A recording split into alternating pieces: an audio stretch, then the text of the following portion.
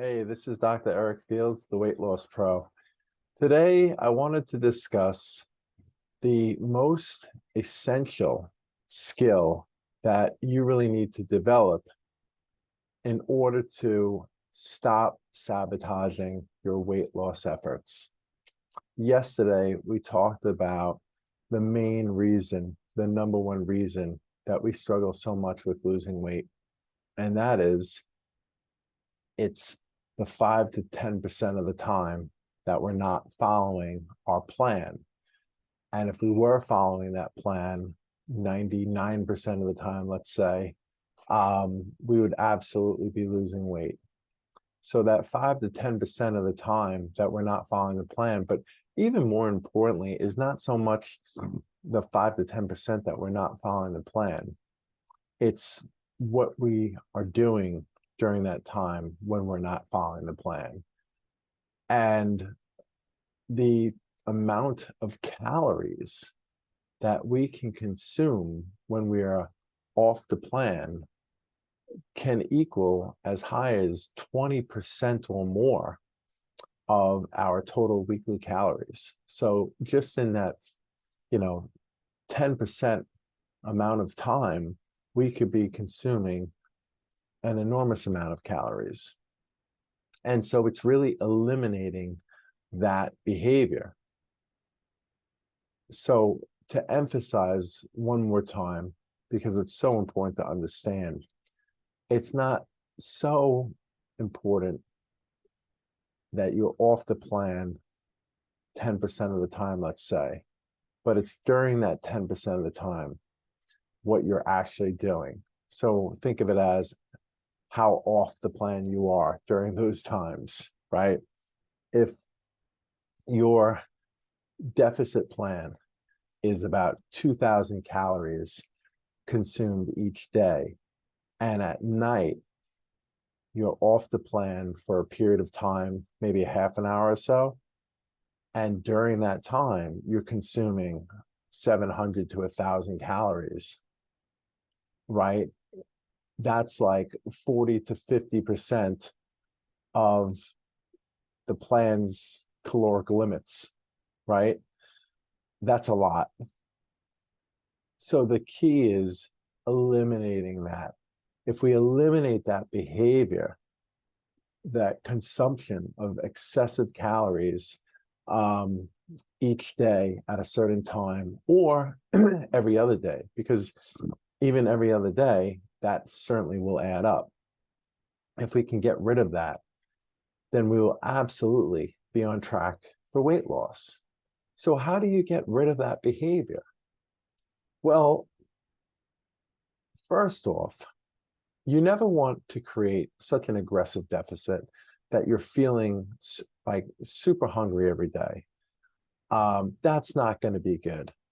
Yeah, if you could stick to that plan, you would lose a bunch of weight, but you'd be so miserable. And the key is if you could stick to that plan.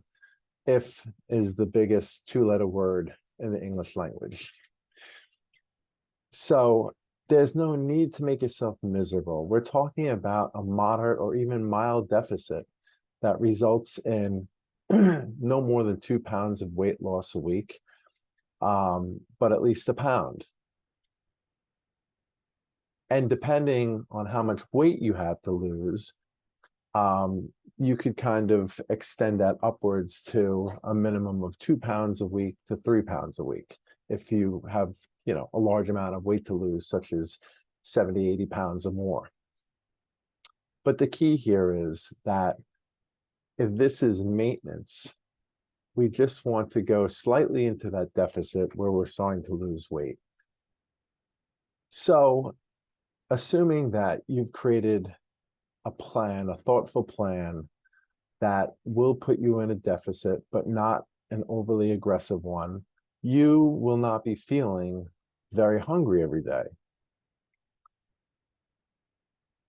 But what your stomach says and what your mind says are two different things. Your stomach is saying, yeah, I can live with this. This is fine. But your mind is saying, this is too much. I can't do this. That is a very irrational kind of mindset because it doesn't fit with reality. The reality of the situation is you're not starving. You're not so hungry.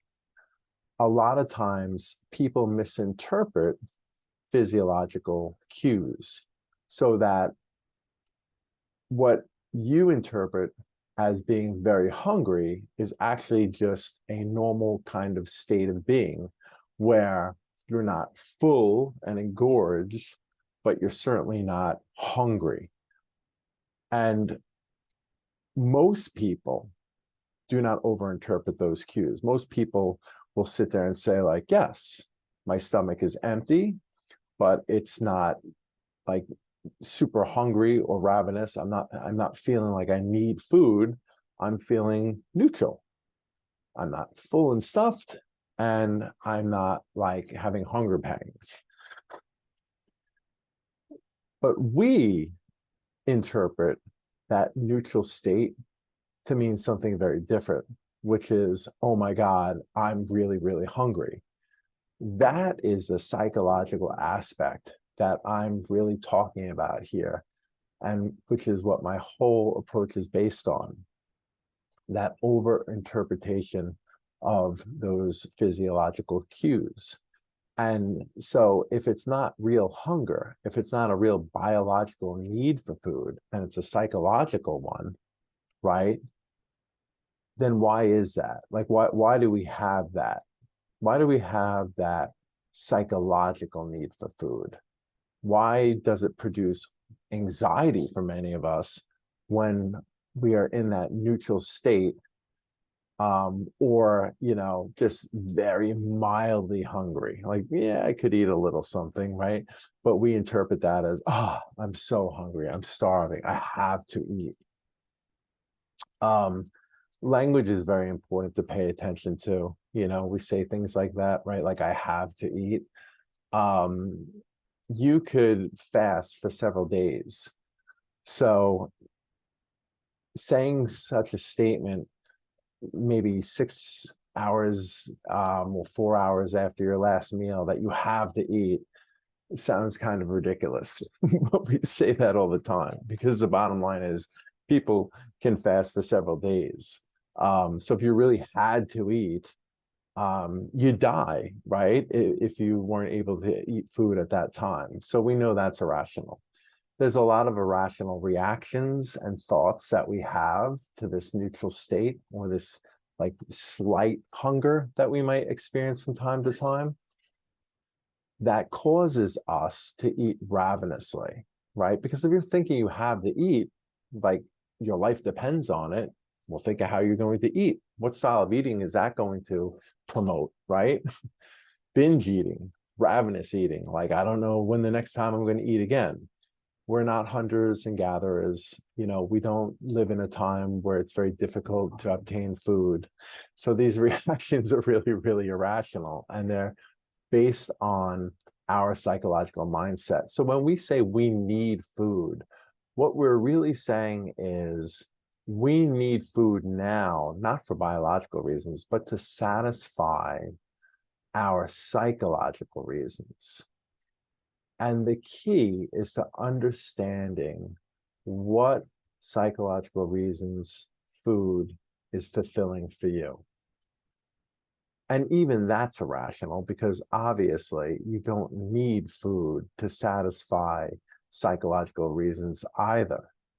But it feels that way in the moment. It feels like we need food for some reason. Sometimes, we even have a certain level of awareness where we know we're not really that hungry, but we just feel that we need to eat. And we feel that we need to eat a lot. I teach everyone awareness skills because you cannot address any difficulties that you have without awareness. If you are not aware of why you're thinking and feeling a certain way in a moment, then you will never be able to address those issues. So awareness is everything. So one of the skills that I'm discussing today is um, those types of skills that are going to increase your awareness. And that's stopping in the moment and really paying attention to that physiological feeling and saying, am I really that hungry? Do I really need food at this time? When's the last time I ate? How many calories did I consume? If it's at the end of the day, how many calories did I have today?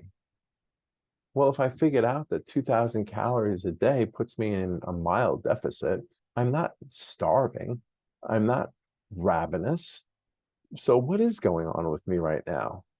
What's that feeling that I have right now? And you might notice that you're feeling anxious. A lot of times we feel anxious when we're depending on food. And for whatever reason, in a certain moment, we feel like we absolutely need food right then and there. And the anxiety is, if I don't have food right now, then I'm going to have to deal with that thing that food helps me deal with on my own. And either you don't feel confident to deal with that thing on your own, or you don't feel like you're going to be able to identify what that thing is and be able to address it effectively. But the bottom line is, you really need to stop and think in that moment, what is going on with me psychologically? If I've figured out and concluded it's not a real biological or physiological need for eating, then it's psychological. And so what's going on with me? I always tell people the first thing you want to identify is your emotional state, because that tends to be easier to identify than your thoughts. And in fact, going back to that first assessment that you're going to do, the chain is really thinking about physiologically, am I really hungry? Because maybe once in a while you didn't eat that much for lunch, you skipped lunch or something, and then you really are hungry. So of course you do want to check in with that. But after that, which is the easiest to identify, because that you can just look at the evidence. What did I eat today? How much did I eat today? And when's the last time I ate today? After that assessment, then the second step is to identify the emotion, whether it be anxiety, depression, anger, frustration, stress. Once you identify the feelings behind this feeling of hunger, the next step is to identify the thoughts. Thoughts and feelings have to match. If you're feeling anxious and the thought is, I just don't really know what to do with myself, it sounds like you probably have to do a little bit more digging, because and I don't know what to do with myself right now thought could also be related to boredom, um, some mild depression, or something else, right? Anxiety is a fear. So if you're experiencing anxiety, then you have to ask yourself, well, what am I anxious about right now? What do I think is going to happen if I don't distract myself with food, right? Once you start going down that path of really identifying and looking at feelings and possible thoughts, you're really on your way to figuring out the function, the psychological function of food for you. So that feeling is going to be a major clue to what you're actually thinking, which is what we need to get down to. If you just stop at feeling a certain way, but you don't know why, that's not good enough. We have to figure out why. And the why has to do with the thoughts behind it. Why am I so fearful right now? Why am I so worried? What am I worried that's going to happen? Am I worried certain negative um, memories are going to pop into my head? Am I worried that I might acknowledge some yucky things about my life? Am I worried that something really upsetting is going to enter my mind? What am I worried about? Am I worried about something that's going on in my life right now that I'm not acknowledging? Same thing with depression. What am I feeling badly about? What's my regrets? Does that have to do with some stage of life I'm in right now, or life not going a certain way for me? Maybe I'm not in a relationship and I want to be in one. Maybe I'm not performing as well at work as I could be. Maybe I feel like I should be making more progress in my career. So what's that depression about? Or stress? What's going on in my life that's causing me to be so stressed?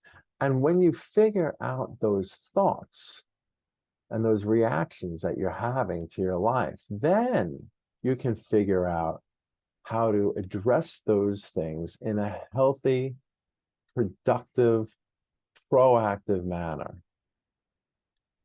The thing that we need to do is we need to address whatever it is that's upsetting us directly. Food is not addressing anything. It's just distracting us from those issues. It's kind of like a temporary reprieve from dealing with those issues, which is one of the main functions of food when you have this kind of psychological dependency. So once you start addressing these areas in your life in more direct, healthy ways, the need to rely on food or any substance or thing for that matter is greatly reduced. So for today, I want you to pay attention to whenever you're feeling really hungry and go through this process of identifying what the reasons are. This is Dr. Fields, the Weight Loss Pro. Stay tuned for more weight loss tips.